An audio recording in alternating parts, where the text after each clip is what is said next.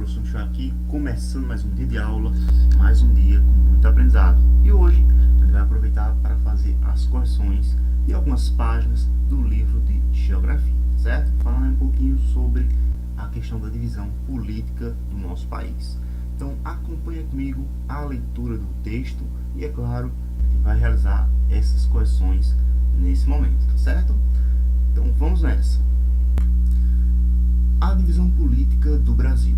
O governo de um país deve ser capaz de organizar e administrar o território nacional.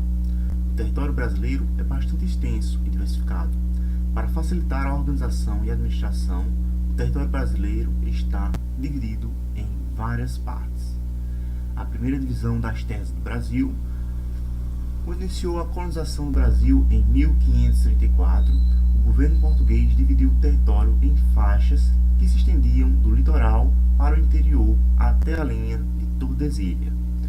Essa faixa era chamada de capitanias hereditárias e cada uma delas era doada pelo rei a um donatário. Cada donatário deveria administrar, desenvolver e proteger a capitania que recebia. Veja no mapa ao lado como os portugueses dividiram a terra em capitanias hereditárias. Então, nós temos aqui do lado essa imagenzinha, tá? Que mostra justamente o Brasil que os portugueses conheciam. Professor, o que é essa tal linha de Tordesilha? Essa linha de Tordesilha, tá? Ela foi um acordo feito entre Portugal e Espanha, que durante essa época aí estava tendo uma disputa por essas novas terras, por esse novo mundo que foi descoberto, né? E para se conciliar e para que Portugal ele obtivesse ali o seu pedaço de terra e a Espanha também ficasse satisfeita, né, foi feita aí essa divisão da terra do nosso país, tá? Tudo que estivesse a leste dessa linha seria de Portugal, enquanto tudo que estivesse a oeste da linha, tá? No caso, no sentido à esquerda, ó, seria ali da Espanha. Mas, professor, quer dizer que o resto do Brasil teria que falar espanhol? Sim, por esse acordo, o resto do país seria espanhol. Só que esse acordo não foi totalmente respeitado. Mais à frente a gente vai ver um pouquinho também sobre essa questão, certo? O motivo principal porque esse acordo foi criado é porque os portugueses na época acreditavam que o Brasil seria apenas esse trecho aqui litorâneo, tá certo? Eles não tinham noção que existia mais terras para além do litoral, tá bom? Então esse aqui foi o motivo principal, e também é claro porque a maioria das riquezas que foram localizadas durante a descoberta do Brasil eram, no caso aí, vegetação como é o próprio pau-brasil, tá certo? Não foi encontrado tão cedo a questão de minérios como ouro no nosso país. Então vamos seguindo. A divisão atual das terras do Brasil. Atualmente o Brasil é dividido em 27 unidades federativas. Anotem esse nomezinho aqui, ó, unidades federativas, tá certo? Cada estado brasileiro é uma unidade federativa e isso é uma parte do Brasil. O Distrito Federal, onde está situada a Brasília, a capital do nosso país, também é uma unidade federativa. Por isso, podemos dizer que o território brasileiro é dividido em 27 unidades federativas, sendo elas 26 estados e um Distrito Federal. Professor, quer dizer então que quando eu falo aí unidades federativas, estou falando dos estados? Sim, eu estou falando dos estados, mas eu também estou aí incluindo nessa história o Distrito Federal, tá certo? O Distrito Federal, pessoal, é essa marcação aqui, ó, que vocês estão vendo, que fica dentro do estado de Goiás, e ele é uma unidade federativa à parte, tá? Ele é o centro aqui do comando do poder do nosso país, tranquilo? Então, aqui, ó, nós temos 27. O nosso estado, né, Pernambuco, é uma unidade federativa, e cada outro estado aqui desse mapa, que vocês estão vendo colorido, também são, respectivamente, unidades federativas. Lembrando sempre de que a 27ª aqui, ó, vai ser o nosso Distrito Federal, tranquilo? Então vamos seguindo. A gente viu aqui justamente a divisão original, né, que era em capitanias hereditárias. Nós vamos ter aqui, ó, várias capitanias, dentre elas a que mais se destacou, a que teve mais sucesso, foi justamente a do estado de Pernambuco, que no início era apenas essa faixa de terra que vocês estão conseguindo ver aqui. A maioria dos outros estados nessa época, tá? De 1534 até ali um pouquinho mais avançado, tá? Nessa colonização, as outras capitanias hereditárias tiveram várias dificuldades, principalmente devido a conflitos com os povos indígenas que viviam aqui nesse território, tá? Então, Pernambuco ele foi o melhor, assim, vamos dizer assim, teve mais sucesso durante esse período inicial da colonização. E aí nós temos algumas palavrinhas interessantes no nosso glossário para a gente refletir. Vamos lá, vamos ver aqui, ó, hereditárias, né? Que significa ali basicamente algo que é passado de pai para filho, uma herança, tá bom? Tanto é que o nome aí das capitanias hereditárias é porque essas terras que foram doadas pelo rei para as pessoas da sua corte, né, que vieram aqui para o Brasil, ela era sempre passada do pai de uma geração anterior para a geração futura, certo? Donatário é aquele que recebe uma doação, ou seja, foram aquelas pessoas que foram escolhidas pelo rei para que comandassem, para que gerissem essas terras, tá certo? Que representassem o poder da coroa portuguesa aqui no Brasil. E federativos tem a ver ali justamente com o que faz parte de uma unidade, de uma federação aqui. No caso, o Brasil, nós temos as unidades federativas, que também são chamadas de unidades da federação. Tranquilo? E aqui do lado nós temos um mapa com essas unidades da federação, vocês estão vendo aqui. Professor, e esses de cinza são o que? São os outros países da América do Sul. A gente vai estudar um pouquinho depois sobre eles, para, é claro, ter um contexto político e social, tá bom? É importante que eu conheça não só o meu país, mas os demais países do mundo, para que eu tenha aí justamente um domínio, tá, com relação a como é que foi o desenvolvimento. Porque cada país, de certa forma, ele também vai influenciar na cultura dos outros, tá certo? Vai ter sempre aí alguma relação histórica, alguma parte de conflito ou de acordo entre os países, então é interessante a gente conhecer um pouquinho sobre eles. E aí nós temos algumas marcações aqui na legenda, ó. A capital do Brasil, que vocês já viram aqui, a capital de cada estado, ó, que é marcado no centro, ou então aqui por esses pontinhos acinzentados, tá? E é claro, aí nós temos as cores aqui dos estados para facilitar a visualização de cada divisão. E essas linhas brancas seriam ali justamente as fronteiras dos estados. Continuando, agora a gente vai responder essas questõezinhas aqui da página 21 e a gente vai ler os textos ali das páginas seguintes. Vamos lá. O que as linhas brancas ali representam no mapa acima? Estou falando das linhas, tá? Que aparece entre um estado e outro, e não dessa parte aqui externa, tá certo? Os países, não estou falando dos países, estou falando dessas linhas de divisão. Como eu já falei, as linhas de divisão, né, elas são as fronteiras dos estados, tá certo? Elas vão ali representar a divisa de um estado para o outro, até onde vai o território de cada estado.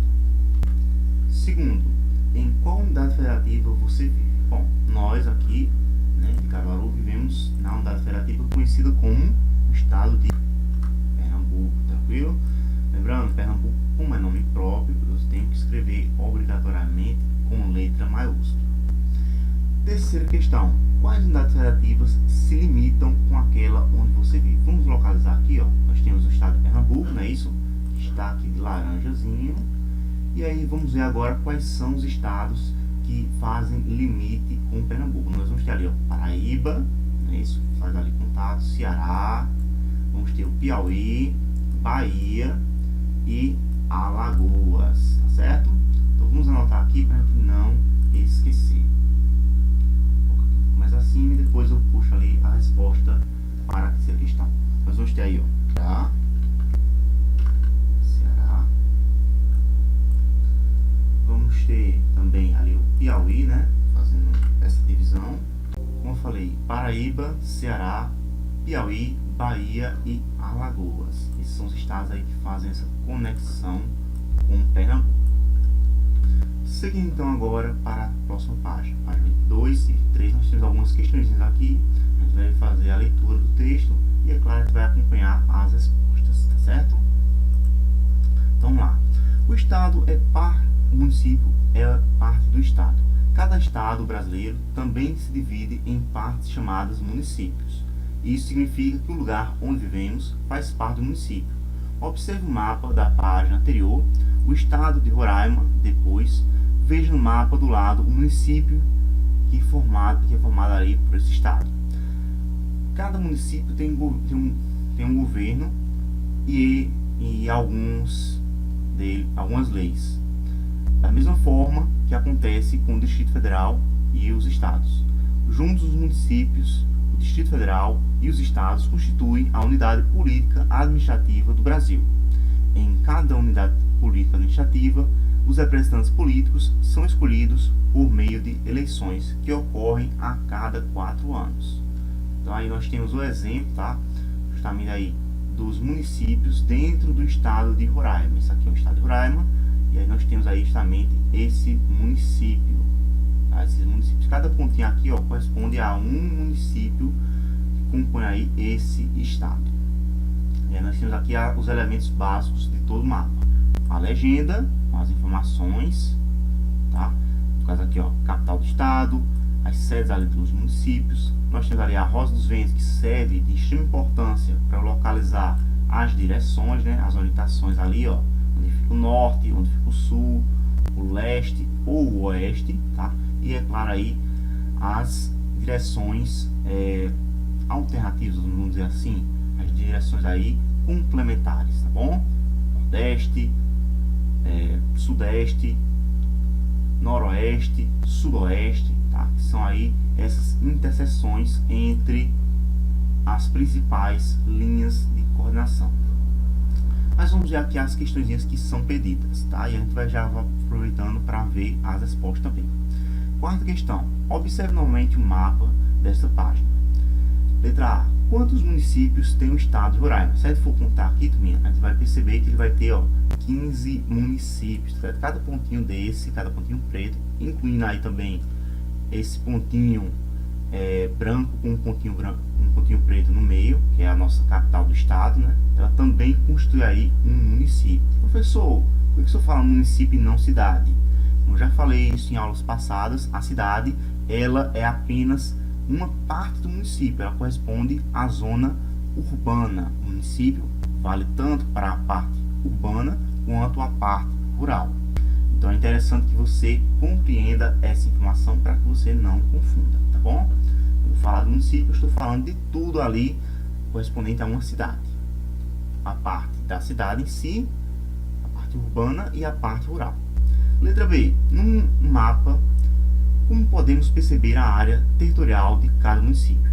É possível ali, ó, que os alunos percebam que no mapa a linha branca ela delimita os municípios, isso é, mostra a área que pertence a cada município. Assim como tem essa linha dividindo os estados, né, fazendo fronteira aí entre um estado e outro, eu também vou ter essas divisões imaginárias. Lembrando, essas divisões aqui que aparecem são apenas imaginárias, para facilitar o entendimento de até onde vai cada território, de cada município.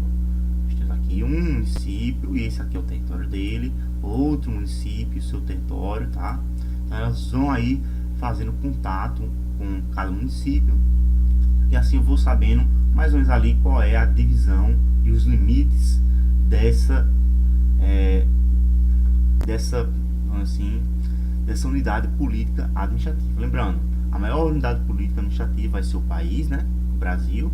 Nós vamos ter os estados, que são uma versão menor, e a última divisão política administrativa vai ser os municípios, tá certo? Então, lembre disso aí, anote em algum cantinho para você não esquecer. Quando eu falar da maior unidade política, você vai lembrar que é o país, depois seguida ali do estado, e por último, o município, que é a menor unidade de divisão da política do país, ok? Eu vou ter também aí, ó, nessas divisões, eu vou ter aí a presença tanto do poder executivo quanto do poder legislativo, que são eleitos pelo povo, mas eu também vou ter o terceiro poder, que é o quê? O poder judiciário, que não são eleitos, né? Eles normalmente ou são ali, eles ganham ali seus cargos por por concurso ou então até mesmo por indicação do Poder Executivo, tá bom? Principalmente aí quem está trabalhando no Ministério, certo? No Ministério Superior, no Ministério da Justiça, eles são eleitos ali pelo presidente, que é o representante maior do Poder Executivo. Vamos passar para a quinta questão. Você sabe que o Brasil tem 26 estados e municípios? Você sabe quantos estados, quantos existem em todo o nosso país? Vamos ver aqui, ó. De acordo com o IBGE, o Brasil tinha 5.570 municípios em 2017. Então, isso aqui seria a resposta baseado no censo de 2017. Pode ser que algum novo município tenha surgido durante esse tempo, tá? Mas é claro, isso aí demora para acontecer. Tem que ocorrer algumas etapas até que uma vila se torne aí município, assim como já aconteceu com Caruaru lá no passado, tá? Sexta questão, qual é o nome do município que você vive? Bom, como eu já falei, nosso município se chama de Caruaru, não é isso? Que é justamente aí chamada de a terra do ou a capital do forró. Embora a gente saiba que a capital de Pernambuco é Recife, né? A gente dá esse nome carinhoso, ou até mesmo às vezes chama de País de Caruaru, como uma forma de homenagear a cultura dessa cidade, desse município, beleza? Seguindo, a administração do município. Em todo município existe um prefeito e uma câmara de vereadores, ou uma câmara municipal. Posso chamar dessas duas formas, tá certo? O prefeito, ele governa o município, ele trabalha ali na prefeitura e em auxílio por vários secretários municipais. Ou seja, quem governa aí, quem foi eleito é o prefeito ou prefeita, e ele é auxiliado aí por secretários municipais que ele próprio escolhe para as pastas que vão comandar. Estão ali do planejamento urbano, questão da educação, saúde, segurança. Cada secretário municipal cuida de uma parte dos serviços públicos oferecidos pelo município. Por exemplo, saúde, educação, cultura, habitação, transporte, etc. Os vereadores elaboram as leis do município e fiscalizam o trabalho do prefeito. Eles trabalham na Câmara Municipal. O prefeito e os vereadores são escolhidos pelos habitantes do município nas eleições municipais. Além de escolher o prefeito e os vereadores, a população pode participar da administração do município de outras formas. Na Câmara Municipal, a população pode assistir a sessões em que são votadas as leis municipais. É uma maneira de acompanhar a atuação dos vereadores e apresentar reivindicações para melhorias do município. Existem ainda os conselhos municipais, compostos por representantes do governo e da população. Os conselhos municipais são organizações com o objetivo de debater os problemas do município e propor melhorias em diferentes áreas: saúde, assistência social, educação, infância e adolescência, meio ambiente, entre outros. Então aqui nós temos a prefeitura com seus secretários, nós vamos ter ali a Câmara de Vereadores com os vereadores que fazem as leis, e também temos aí essa questão dos conselhos municipais que a gente já estudou lá no comecinho, quando a gente viu um pouquinho sobre a divisão política, administrativa, né, dos municípios. A gente conheceu aí um pouquinho de alguns conselhos daqui de Caruaru. E aí esse papel dos conselhos é basicamente fiscalizar, através aí de participantes da questão civil, certo? Participantes, pessoas comuns que estão ali justamente verificando como está a atuação dentro do município, como é que está sendo gerido, como é que está sendo organizado determinadas áreas. E é claro também, como o próprio nome diz, ele também serve para aconselhar, certo? Ele serve aí também para aconselhar essas áreas. Na sétima questão ele já diz assim, para poder realizar as atividades. Você já conhece as funções do prefeito e dos vereadores? Agora pesquise quais são as funções do governador do estado, deputados estaduais, deputados federais, senadores e presidente da república. Eu vou falar aqui bem brevemente para vocês, mas quem já fez essa pesquisa, tá, já deve ter aí mais informações do que as que eu vou passar aqui agora. Vamos lá. O governador, ele é o responsável ali executivo por organizar e administrar o estado, certo? E ele também possui ali os seus próprios secretários estaduais que vão gerir as pastas da educação, da saúde, de forma mais ampla, atuando e, é claro, aí conversando com cada prefeito. Nós vamos ter os deputados estaduais que fazem as leis dentro de um estado. Nós vamos ter também os deputados federais, que atuam nas leis do país, junto aí com os senadores. Cada um deles possui as suas casas, as suas respectivas casas, que compreendem aí justamente onde eles trabalham, tá? E por último, ali nós temos o presidente da República, que é o responsável aí pelo poder executivo, é aquele que executa aí, que administra todo o país. Tranquilo? Então, cada poder ele vai ter o seu papel e tem também as suas responsabilidades. E é dever nosso exigir e cobrar que essas atividades elas sejam aí justamente executadas. Seguindo, paisagem do município. Em geral, um município é formado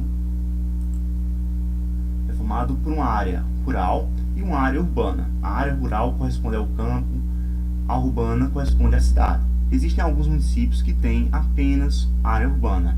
É o caso do município de Natal, no estado do Rio Grande do Norte. Por exemplo, esse município tem apenas uma área urbana. Os municípios de São Caetano do Sul, no estado de São Paulo, de São João de Martim, lá no estado do Rio de Janeiro, e de Cuiabá, no estado do Paraná, são outros exemplos de municípios que não têm área rural. Então, aqui nós temos alguns municípios, certo, que são apenas as áreas urbanas, aí, os centros, as metrópoles, tá certo? Desse território. Mas também temos aqueles que a gente vai chamar de município, lembrando que eles possuem área rural também. Aqui em Caruaru nós temos tanto a parte urbana quanto a parte rural. Então é importante que você entenda essa divisão aí da paisagem política de um município, certo? A paisagem aí, essa divisão do território dentro do município, tá bom? A gente vai ter aí um trabalho depois mais à frente, fala um pouquinho sobre essas relações.